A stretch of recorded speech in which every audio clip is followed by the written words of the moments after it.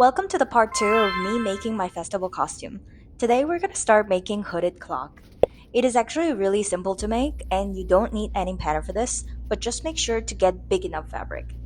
I didn't directly measure this, but I used about 1.5 to 2 yards of cotton twill.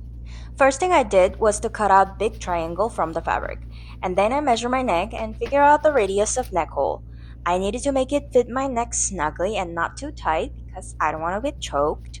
And that was about 45 centimeter or 17.7 inches.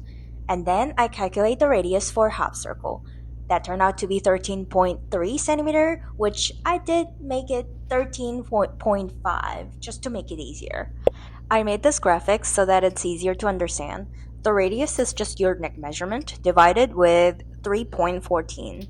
Once you sew the hood line, it will make much more sense. Blue line is where you attach the hood and the clock together.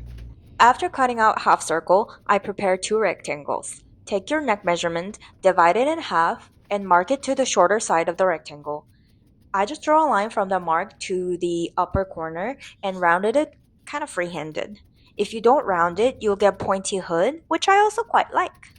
After sewing the hood, make sure you get the hood fit correctly before I attach it to the clock. Mine was a little bit too small for my liking, so I ended up doing them again a little bit bigger. After that is just sewing and hemming. I did roll hem on the edges and use the overlock stitch on the seam. Still can't figure out how to use a rolled hem foot though. I finished making the hooded clock, and I'm quite pleased to how it turned out.